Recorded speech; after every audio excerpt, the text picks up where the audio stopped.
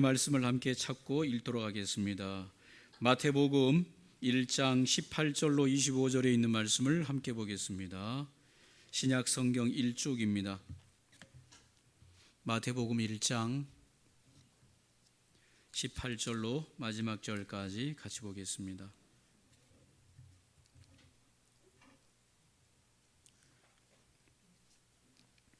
찾으셨으면 우리 한 목소리로 함께 읽겠습니다. 예수 그리스도의 나심은 이러하니라.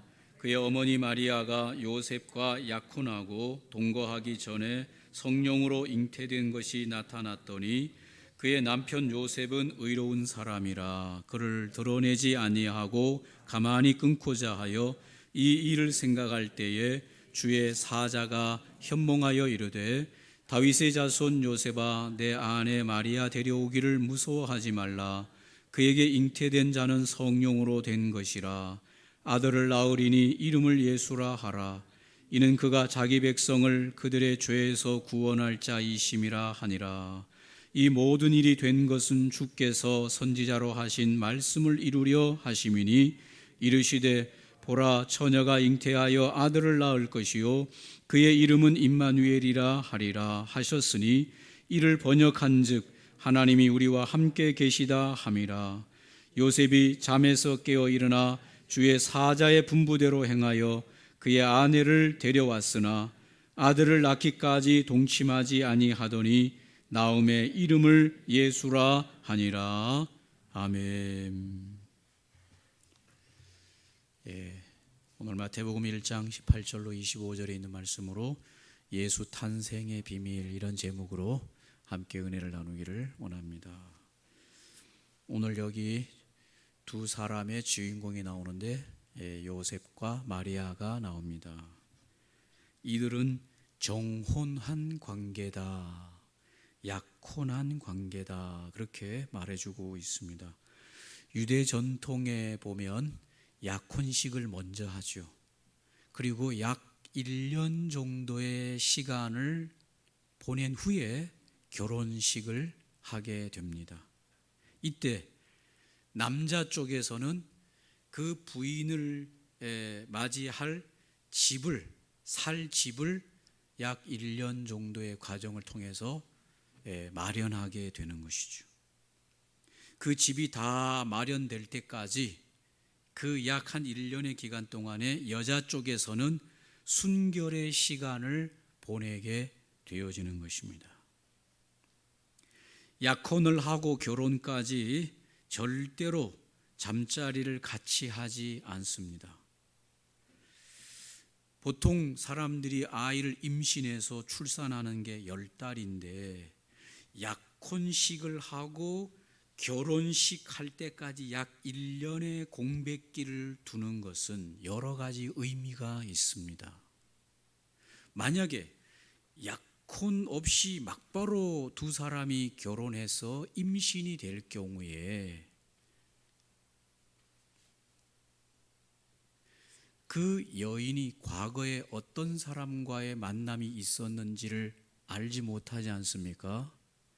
그런데 약혼식을 하고 1년 정도 두 사람이 관계하지 않은 상태에서 1년 정도 지켜보고 결혼식을 하게 될 경우에 이 여인에게 있어서 부정한지 안정한지를 알 수가 있는 기간을 보내게 되는, 이 순결의 기간을 보내게 되는 것이죠. 만약 이 여인이 약혼 전에 만약에 정절을 지키지 못한 여인이면 그 사이에 어떤 일이 벌어지겠습니까? 임신하게 되는 징조가 나타나게 되는 것이죠.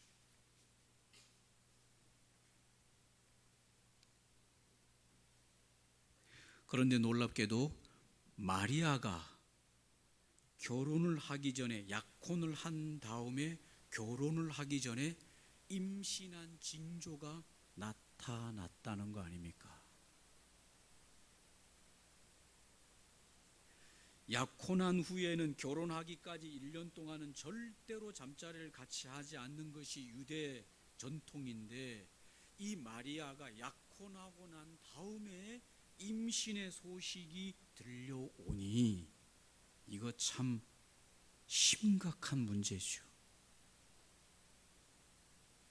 마태복음 1장 18절 우리가 읽었던 데는 예수 그리스도의 나심은 이러하니라 그의 어머니 마리아가 요셉과 약혼하고 동거하기 전에 성령으로 잉태된 것이 나타났더니 그랬습니다. 유대의 법에 따라 정절을 지키지 못한 여자는 최종적으로 돌로 쳐 죽이는 법까지 집행하라고 성경에 유대 전통에 그렇게 나와 있습니다. 신명기 22장 23절 이후에 보면 처녀인 여자가 남자와 약혼한 후에 어떤 남자가 그를 성읍 중에서 만나 동침하면 너희는 그들을 둘 다 성읍 문으로 끌어내고 그들을 돌로 쳐 죽일 것이니 그 처녀는 성 안에 있으면서도 소리 지르지 아니하였으며 그 남자는 그 이웃의 아내를 욕보였음이라. 너는 이같이 하여 너희 가운데에서 악을 제할지니라. 돌로 쳐 죽여라. 요셉이 약혼하고 1년 정도의 그 기간을 기다리는 동안에 저 약혼 상대인 여자 마리아가 임신한 징조가 나타났는데 들어보니 뭐라고 말하는가 하면 내가 임신한 이 임신은 다른 남자와의 부정한 행위 때문에 임신한 것이 아니라 하나님의 영인 성령이 나를 임신케 해서 하나님의 아들을 지금 임신한 것이다 라고 말을 하는 것입니다. 여러분이 오늘 요셉이라면 이거를 어떻게 받아들이겠습니까? 마리아의 말을 곧이곧대로 듣겠습니까? 지금은 아직 결혼을 안 한 상태예요. 저쪽 집안과 이쪽 집안, 저쪽 집안의 여자와 이쪽 집안의 남자가 서로 간에 아주 경계하면서 뭔가 양쪽 집안에 문제가 없나 하면서 두 눈을 부릅뜨고 살펴보고 검사하고 있는 기간이 주로 이런 기간이잖아요. 그래요, 안 그래요? 결혼식 좀 잡기 직전이나 결혼식을 뭐 한 6개월이나 앞에 뒀다면 혹시 저쪽 집안에 무슨 하자가 없냐, 이쪽 집안에 뭔가 하자가 없냐 하면서 아주 좀 긴장을 하면서 보내는 기간인데 앞불사 마리아 여자에게서 임신의 징조가 나타났으니 심각한 거예요. 얘기를 들어보니 사람이 아니라 성령으로 임신했다. 이게 말이나 되는 얘기예요. 믿으라는 얘기예요. 요셉의 입장에서 보면 이게 얼마나 화가 나는 일이겠습니까? 얼마나 또 마리아에 대해서 실망스러운 일입니까? 그런데 오늘 요셉은 의로운 사람이라 조용히 이 결혼의 관계를 파하고 없던 걸로 이거를 드러내기 시작하면 마리아는 잘못하면 신명기 우리가 읽었던 22장에 의해서 마리아는 돌에 맞아 죽을 부정한 여인이 되어서 양가에 큰 소란이 일어날 만한 일인데 요셉이 그거를 조용히 이 결혼의 관계를 없던 걸로 끊으려고 했다라고 말하면서 그 일이 얼마나 일생일대의 큰일인지 밤잠을 이루지 못하고 고민하고 있었다고 말하고 있습니다. 그렇겠죠. 오늘 성령으로 잉태된다는 것이 도대체 뭐냐? 처녀인 몸에 아이가 임신된다는 것이죠. 근데 그 임신이 하나님의 능력으로 그렇게 임신되게 하는데 그가 하나님의 아들로 임신되는 것이다. 누가복음에 보면 마리아가 천사에게 말하되 나는 남자를 알지 못하는데 어떻게 이런 일이 일어나겠습니까? 천사가 대답하여 이르되 성령이 너에게 임하시고 지극히 높으신 이의 능력이 너를 덮으시리니 이러므로 나실 바 거룩한 이는 하나님의 아들이라 일컬어지리라. 보라, 내 친족 엘리사벳도 늙어서 아들을 배었느니라. 본래 임신하지 못한다고 알려진 이가 이미 6달이 되었나니 대저 하나님의 모든 말씀은 능하지 못하심이 없느니라. 마리아가 이르되 주의 여정이 오니 말씀대로 내게 이루어지이다 하며 천사가 떠나가니라. 여러분, 누가 말하기를 내가 기독교에 귀의하게 된 것은 내가 원래 불신자였지만 내가 기독교의 이 하나님의 말씀 앞에 정말 이 말씀이 하나님의 말씀이 진짜라고 돌아오게 된 것은 이 성경에서는 인간이 다 이해할 수 없는 많은 것이 있기 때문이다. 거기에 대해서 여러분 어떻게 생각하세요? 내가 불신자로 있다가 정말 이 하나님의 말씀이 진실이고 기독교가 하나님이 정말 살아계신 하나님을 믿는 그런 종교라고 하는 것으로 내가 돌아오게 된 것은 성경 안에 인간이 다 이해할 수 없는 많은 것이 그곳에 있기 때문에 기독교가 진실한 종교다. 만약 기독교 안에 성경 안에 인간이 다 이해할 수 있는 것만 있다면 나는 절대로 기독교가 살아있는 하나님의 종교라고 돌아오지 않았을 것이다. 여러분도 저도 마찬가지죠. 하나님이 행하신다는데 인간이 다 이해되는 것만 성경에 기록을 해놨다면 하나님이 행하신다는 부분은 도대체 어디에서 그걸 찾을 수 있겠어요?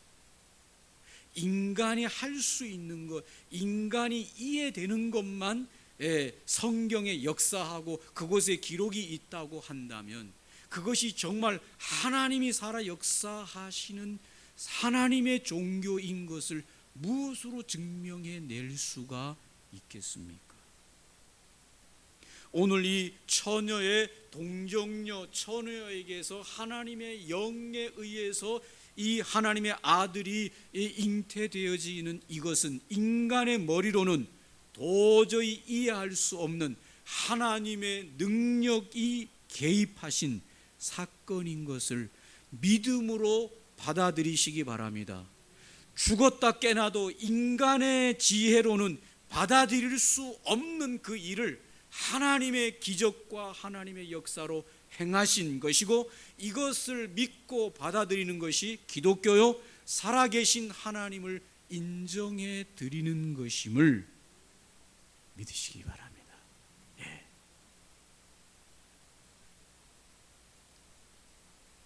이사야 선지자가 약 700년, 800년 전에 이사야 선지자가 예언하기를 이사야 7장 14절에 그러므로 주께서 친히 징조를 너희에게 주실 것이라. 보라, 처녀가 잉태하여 아들을 낳을 것이요 그의 이름을 임마누엘이라 하리라. 이사야 선지자가 수백 년 전에 이사야 선지자가 예언하기를 메시아를 주시는데 그가 처녀가 잉태하여 아들을 낳을 것이라고 하는 이 징조를 메시아의 징조로 주셨고 그의 이름을 임마누엘이라고 하리라. 사랑하는 성도 여러분, 왜 메시아가 오시는데 인간의 죄를 구원하기 위해서 구원자 메시아가 오는데 처녀의 몸을 통해서 오셔야 되는가? 우리가 정상적으로 태어나는 저와 여러분 이 자연인은 남성과 여성을 통해서 태어나게 되는데 왜 예수 그리스도 메시아는 남성이 아닌 여성을 통해서만 출생하게 되는가? 남자를 통해서 그 씨가 전달될 경우에 이미 우리는 죄성이 있는 죄인을 통해서 그 씨가 전달해서 출생하면 태어나면서부터 죄인인 것입니다. 여러분, 우리가 확실하게 해야 되는 것은 우리가 죄를 지음으로 죄인이 되는 것이 아니라 죄인으로 태어나기 때문에 죄를 짓는 것입니다. 죄를 짓기 때문에 죄인이 되는 게 아니라 죄인으로 태어났기 때문에 죄를 짓는 것입니다. 어떻게 그러면 죄인으로 태어났냐? 우리 남성인 부모인 아비의 씨가 이미 죄인의 씨를 물려주기 때문에 태어나는 모든 자가 이미 태어날 때부터 그는 죄인으로 태어나게 되는 것입니다. 그런데 우리를 구원하기 위해서 오실 메시아가 죄인으로의 씨를 가지고 태어나면 누구를 구원할 수가 있겠습니까? 그러니 하나님의 씨로 막바로 여인을 통해서 출생하게 됨으로써 원죄를 물려받지 않기 위해서는 남성의 씨를 통해서 태어나는 자는 안 된다, 그 말입니다. 그러니 하나님의 영 성령으로 막바로 출생되어야 죄 없는 완전한 인간으로서의 메시아가 이 땅에 오시는 방법이고 유일한 방법이다. 이해가 되시죠? 다른 방법은 없어요. 처녀의 몸에서 성령으로 잉태하는 것 외에는 죄 없는 인간을 이 땅에 출생시킬 방법은 없다.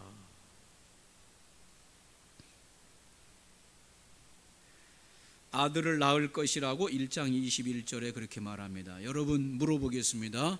2000년 전에 천사가 마리아에게 나타나서 너가 임신했다, 처녀가 임신했는데 하나님의 아들을 임신했는데 그 성별이 뭐라고 말해주고 있습니까? 성별 뭐라고 말합니까? 아들이다, 아들을 낳을 것이다. 여러분, 요셉에게도 또 따로 천사가 나타나서 꿈에 말하기를 너가 아들을 갖게 될 것이다.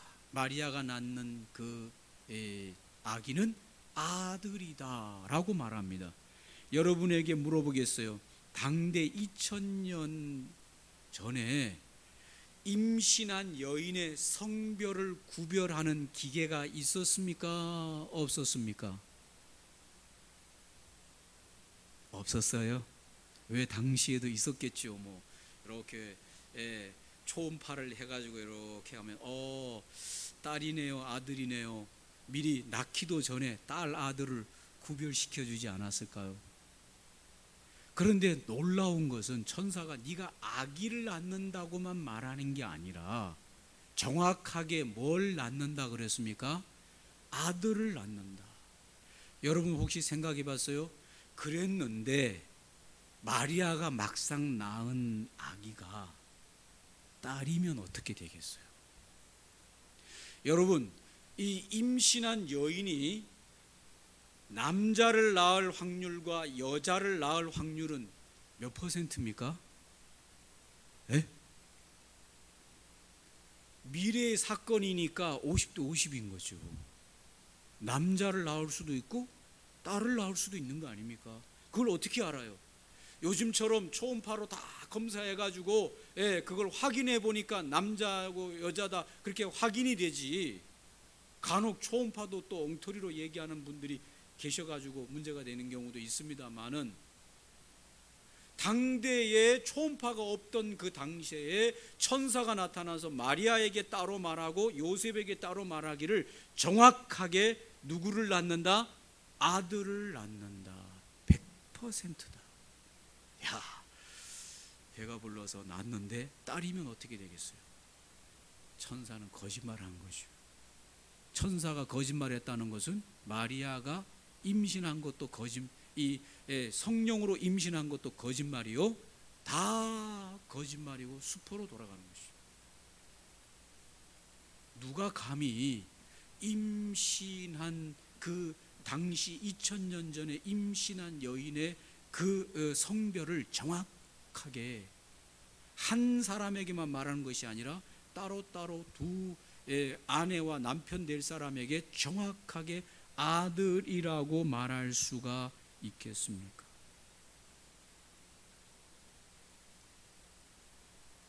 낳아보니 뭐였습니까? 아들이더라. 이미 벌써 아들을 낳겠다고 말씀하셨고 아들이다. 하나님의 아들을 낳으리라고 말했고 진짜 하나님의 아들을 낳게 된 것입니다. 하나님이 이 또한 확실한 증거로 주신 것이죠. 예수라고 이름을 지으라고 마리아에게도 얘기하고 또 요셉에게도 나타나서 똑같은 이름을 지으라고 말씀하고 있습니다. 그 이름의 뜻이 그가 자기 백성을 죄에서 구원할 자이심이라. 그가 현실적으로 유대인이 당하고 있는 이 로마의 통치에서 정치적으로 이끌 메시아가 아니다. 정치적인 메시아, 이 로마의 지배 아래 있는 이스라엘의 지금 어려운 이 형편을 정치적으로 이끌어낼 메시아가 아니라 인간의 근본적인 죄를 해결하기 위하여 오시는 메시아로서 그의 이름이 예수라고 하라. 자기 백성을 죄에서 구원할 정치적인 문제, 이 현실적인 어떤 로마와의 관계, 이 문제만을 해결해 주는 메시아가 아니라 인간의 근원적인 문제를 해결한다. 사랑하는 성도 여러분, 저와 여러분의 인간의 근원적인 문제는 바로 죄의 문제입니다. 이 죄의 문제가 해결되지 아니하는 인생이 지금 이렇게 괴로운 거죠. 수많은 철학자들의 이야기 속에 들어보면 인간의 삶이라고 하는 것은 괴로움이다. 저는 거기에 공감하는 거죠. 행복이라고 하는 것은 잠시 머물다가 가버리는 것이고 우리 인생 80, 90, 100살 이상 살아도 인생은 괴로움과 고통이다. 이것이 인간의 근본 바탕이다. 예수를 안 믿는 사람도 동일하게 철학자들이 인생을 고민하면서 그들이 하는 말이 그 말이고 예수를 믿어도 그 말이에요. 이 땅에 인간이 왜 이렇게 살면서 인간의 삶을 고통의 연속으로 보는가? 그 사람만 그러는 게 아니에요. 철학자들이 정신 나간 사람들이 아니지 않습니까? 그들이 인생을 깊이 들여다보고 인생의 삶을 연구하고 학문적으로 뿐만 아니라 삶을 지켜본 결과 인생의 삶은 고통이라는 것입니다. 행복은 잠시 잠깐 비쳐 지나가는 빛에 불과한 것이 고통이에요. 여러분만 고통당하는 게 아닙니다. 나만 고통스러운 게 아닙니다. 다른 사람이 하하 웃는다고 그 웃음에 속지 마세요. 인간의 웃음 뒤에는 큰 괴로움이 있어요. 그걸 다 이야기하지 않았을 뿐이지 속지 마시기 바랍니다. 한번 저를 따라하세요. 나만 괴로운 게 아니다. 우리 시대만 괴로운 게 아니다. 여러분 철학자들 수많은 유명한 철학자들의 말에 인생론을 보면 다 인생은 괴로운 거라는 거예요. 고통이라는 거예요. 그게 기본이라는 거예요.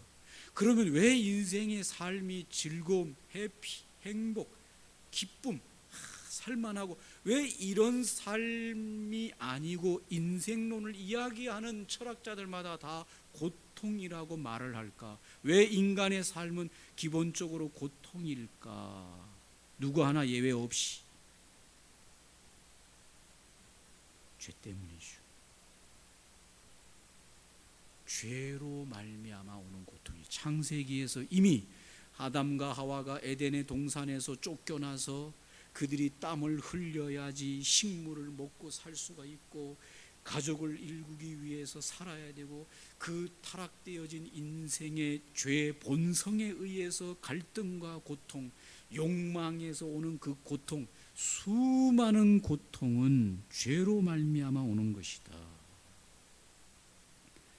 사랑하는 성도 여러분, 하나님이 이걸 누구보다도 분명하게 아셔서 구원자 메시아를 보내주어서 근원적으로 인간의 고통인 죄의 문제를 해결해 주셔야 메시아가 되는 거 아니겠습니까? 잠깐 국가적인 문제만 해결한다고 그 국가의 문제가 계속 해결되겠습니까? 그럴 리가 없는 거죠. 또 문제가 일어나고 또 문제가 일어나고, 지금 우리가 살고 있는 이 21세기에 전쟁이 일어나가지고 말도 못하게 사람들이 죽는다는 게 상상이나 가능합니까, 여러분? 그런데도 옛날이나 지금이나 똑같이 싸우고 죽이고, 왜 그렇습니까, 여러분? 죄가 인생의 근원에서 떠나지 않는 한은 동일하다 그 말입니다. 옛날이나 지금이나. 옛날은 칼 가지고 싸우고 이제는 신무기 가지고 싸우고 똑같습니다. 왜 그렇습니까, 여러분? 죄의 문제가 해결되지 않기 때문에 그렇습니다. 인간의 고통의 죄의 문제. 그래서 예수가 오셔서 인간의 근원적인 죄의 문제를 해결하신다. 사랑하는 성도 여러분, 예수 그리스도 메시아를 만나시기를 주의 이름으로 축원합니다. 그래서 인간의 근원적인 죄의 문제가 해결받으시기를 주의 이름으로 축원합니다. 그래서 그 근원의 이 고통의 문제를 해결받으시기를 주의 이름으로 축원합니다. 대부분이 다 우리를 고통스럽게 하는 것은 그 근원이 죄에서부터 오는 일이 대부분입니다. 가만히 우리의 삶을 살펴보면 그렇습니다. 넘치는 욕망도 죄고, 끝없이 우리 안에 이 죄의 본성이 우리를 괴롭히는 것이죠. 예수 안에서 많은 사람들이 행복하고, 예수님 안에서 많은 사람들이 평안하고, 예수 안에서 많은 사람들이 삶의 기쁨을 누리는 것은 근원적으로 그들이 죄의 문제를 다스리기 때문에, 예수님 안에서 죄의 문제를 다스려내기 때문에 이런 평안과 안식과 기쁨을 누리는 것입니다.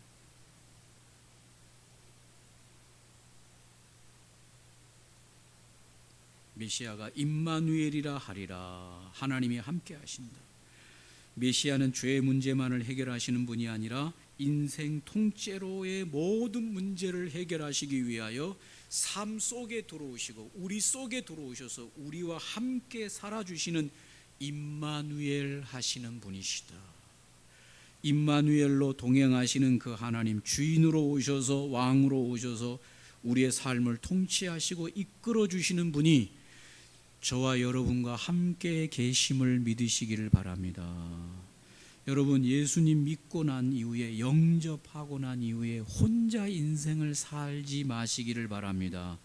우리 안에 와 계시는 주님이 임마누엘, 항상 함께 해주시고 너를 보혜사로 인도하시고 이끌어 주시는 분이 우리 안에 임마누엘 하셔서 그 보혜사 성령이 함께 하시는 것을 믿으시고 그분에게 도움을 구하시기를 바랍니다. 그분의 인도하심을 받기를 바랍니다. 그러면 우리의 삶이 평안과 안식을 누리면서 살게 되는 것이죠. 성령이 이쪽으로 가자 하는데 안 가요. 저쪽으로 가자 하는데 안 가요. 그러면 참 그때부터 인생이 괴로운 거죠. 어떤 설교를 듣는데 어떤 분의 설교 내용 중에 이런, 어떤 사람이 어두운 길을 걸어가다가 굴러 떨어진 거예요. 높은 산에서 굴러 떨어진 거예요. 그래서 막 대굴대굴 굴다가 뭘 하나 나무를 탁 붙들었는데 나무 하나를 붙들고 겨우겨우 낭떠러지에서 매달렸어. 하나님 앞에 살려달라고 간구합니다. 기도합니다. 하나님, 힘이 점점 빠져갑니다. 하나님 살려주십시오. 하나님밖에 없습니다 라고 간절히 매달리니까 하늘로부터 음성이 들려옵니다. 그래, 내가 너를 도와주겠다. 감사합니다. 역시 하나님밖에는 없습니다. 근데 하나님이 말씀하시기를 네가 붙들고 있는 그 나무 그거를 놔라. 굴러 낭떠러지로 굴러 떨어지다가 어떻게 하다가 그거 하나 탁 붙들고 지금 낭떠러지에 매달리고 있는데 하나님으로부터 온 소리가 뭐라고요? 네가 붙잡고 있는 그 나무를 놔라. 그랬더니까 이 예수쟁이가 하는 말이 뭐란가 하면 하나님 말고 혹시 하늘에 누구 다른 사람 없어요? 하나님 말고 혹시 누구 다른 사람 없습니까? 노라고 했다고, 붙잡고 있는 거 놔라고 했다고. 이 하나님 안 되겠다 이거. 여러분, 임마누엘 하신 성령이 오직이나 잘 아시겠어요. 노라고 할 때 좀 놓으시면 되는데 내 생각대로 하나님이 또 지시 안 한다고 하나님 말고 좀 다른 누구 없냐, 좀 도와줄 사람 없냐.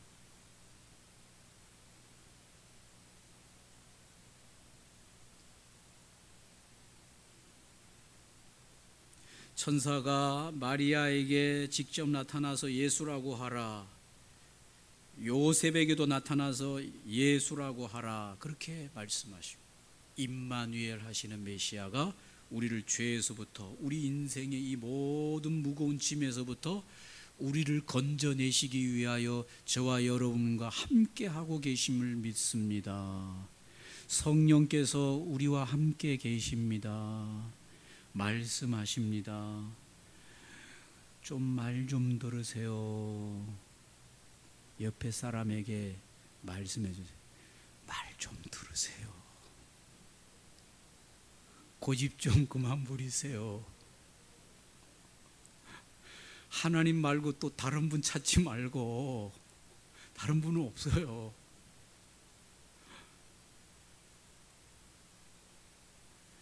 문제가 우리 인생 살면서 그 괴로우면서 메시아가 오시고 난 다음에도 해결이 안 되고 계속 괴로운 것은 메시아 말을 안 들어서 그래요. 성령의 인도를 안 받아서 그래요. 내 고집대로 계속 고집 부리니까 인생살이가 잘 해결이 안 돼요. 말씀을 정리할 때 마지막으로 요셉이 나오는데 이 요셉을 의로운 요셉이라. 왜 요셉을 의로운 요셉이라고 했을까? 요셉이 보니까 결혼 전에 약혼한 사이에 여자가 이 임신했다고 하는데 성령으로 뭐 이런 얘기하는데 도무지 이해가 안 되는데도 이거를 드러내서 마리아를 어떻게 한 것이 아니라 조용히 덮으려고 하는 그 마음이 있었어요. 참, 여러분 누구든지 그렇게 할 것 같지요? 그렇지 않습니다. 이 의로운 요셉이 이걸 조용히 덮으려고 한 마음이 있었습니다. 천사가 꿈에 요셉에게 나타나서 마리아를 데려오라고 할 때 의심하지 않았어요. 즉시 가서 마리아를 이제 데리고 오는 걸 볼 수 있습니다. 의심하려고 하면 얼마나 많은 게 의심이 될 만하겠어요. 그럼에도 불구하고 요셉은 꿈에 현몽하여 천사가 말한 이후에 즉시 일어나서 그의 아내로 마리아를 의심 없이 데려옵니다. 그리고는 마지막 절 25절에 보니까 아들을 낳을 때까지, 이 아들을 낳을 때까지 결혼한 이후에도 잠자리를 같이 하지 아니한 의로운 요셉입니다. 그리고 아기를 낳고 난 다음에도 천사가 일러준 대로 가문의 이름을 택한 것이 아니라 천사가 일러준 대로 아들의 이름을 예수라고 이름을 지었습니다. 의로운 사람 요셉. 오늘 예수 그리스도의 탄생에 있어서 두 사람을 보여주는데 하나는 마리아요, 하나는 요셉을 보여주는데 그때 당시에 얼마나 많은 사람들이 하나님을 섬겼습니까? 그럼에도 불구하고 마리아와 요셉을 통해서 그 위대하신 예수의 탄생이 일어나는 그 통로로 쓰임받고 있는 이 마리아와 요셉. 그들에 대하여 어떻게 했기 때문에 이렇다 저렇게 했기 때문에 저렇다라고 하는 조건은 없습니다마는 인간적으로 봤을 때 하나님이 이들을 들어서 사용할 때 다윗의 후손이라고 하는 것 말고, 다윗의 후손도 또 얼마나 많이 있었겠습니까마는 마리아와 요셉을 선택하시고 부르시고 사용하시는 그 일에 쓰임 받는 것을 볼 때 얼마나 이들은 영광스러운가. 이들은 또 하나님 앞에 믿음으로 반응할 수 있고 순종으로 반응할 수 있도록 이들의 영혼이 준비되어 있었는가라고 하는 것을 우리는 볼 수 있습니다. 성경에 더 이상 그들의 자질에 대해서는 말하고 있지 않지만 이 결과적인 면에서 우리가 입장을 바꿔놓고 생각해 볼 때 하나님께서 이 시대에 이해가 되지 않는, 상상도 할 수 없는 일들을 우리에게 시켰을 때 나는 하나님의 말씀에 어떻게 믿고 어떻게 순종하는 인생인가를 비교해 봤을 때 참 마리아와 요셉이 귀한 인생이구나. 그 대가로 수천 년이 지나도 그들의 이름이, 예수님의 출생이 나올 때마다 그들의 이름이 불려지고 있는 영광스러움을 누리는 거 아니겠습니까? 사랑하는 성도 여러분, 하나님께서 이 기적적인 방법으로 메시아를 우리에게 주셔서 우리들의 죄로부터, 우리들을 이 세상의 악으로부터 임마누엘 하시고 구원하시는 그 놀라운 구원의 길을 열어주신 하나님 앞에 감사하면서 또 이 일에 쓰임받는 마리아와 요셉처럼, 그렇다면 이 2023년도에 하나님이 지금 일하실 때 부르시는 종들이 저와 여러분이 될 때 믿음으로 순종으로 반응하는 저와 여러분들이 돼야 되지 않겠습니까? 이해가 안 되는 일이 많이 있고 손해나는 일이 많이 있을지라도 하나님이 불러서 우리를 쓰신다고 할 때 마리아와 요셉처럼 쓰임받는 저와 여러분의 인생이 되기를 주의 이름으로 축원드립니다. 오늘 말씀을 기억하면서 함께 기도하면 좋겠습니다.